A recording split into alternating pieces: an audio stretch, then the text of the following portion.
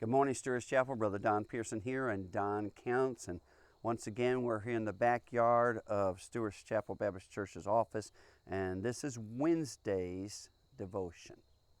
Wednesday's devotion. I want to pick up in verse 21 through 26 of chapter 2. Chapter 2, verse 21 and through 26, and talk about justified by works and faith. 21 through 26 of chapter 2. Was not Abraham, our father, justified by works when he offered Isaac his son on the altar? The answer is yes. Do you see, or do you understand? Can you not clearly see in this example that faith was working together with his works? And by works, faith was made perfect.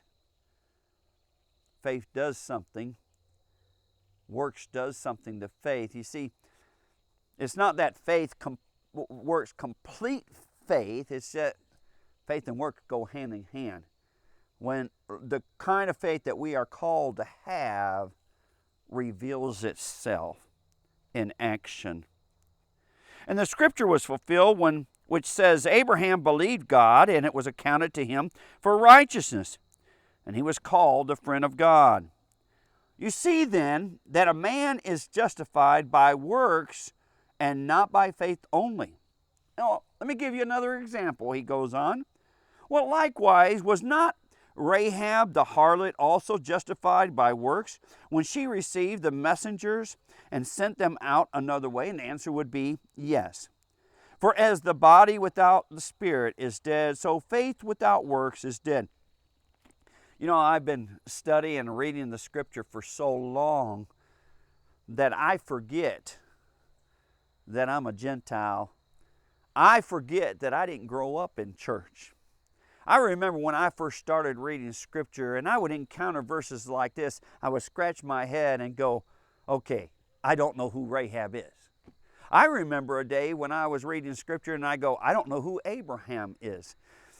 Every now and then, a brand new person will come into our church who has no church background. God will save them, and they will ask me very quietly, who's Moses? Who's Noah? You understand, the audience that James is writing to are Jewish Christians. He doesn't have to explain to them all of this history. This is a major part of their history. He uses the very history, their history, to challenge their faith. The story of Abraham was big. Isaac was chosen to be the chosen one, just like Abraham was. He was the answer to a promise. Abraham knew that God had given him Isaac, and Abraham knew that whatever God wanted, well, this God could bring life out of death. So he sacrificed.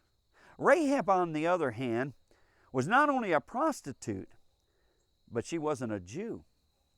She was a Canaanite, a heathen, a Gentile. She lived in one of the largest massive cities known Jericho. Israel had just come out across the Jordan River with Joshua in the front. They have come against Jericho. They are told to march around it. That's the story you would think that he would say. Let me tell you a story of faith. You remember Joshua and God's people come, and God tells them, walk around this city 7 times, and just walk around it 7 days. And they did. But that's not the story. God chooses another example of sacrifice. You say, what do you mean? Well, you see, the soldiers of the city came looking for those spies that Rahab saved. If she had been found out, she would have died. She hid them. They were hiding right there in her home when the soldiers came. she doesn't let them down until the soldiers leave. She sacrificed her own life, or took the risk of it anyway. That's faith. When I think about the kind of faith with works that God calls us to, there's no way I cannot think of sacrifice. It is a faith that dies to self. It is a faith that serves others more than self. It is a faith that gives more than it wants to receive. That's a live faith. Justified by works and faith.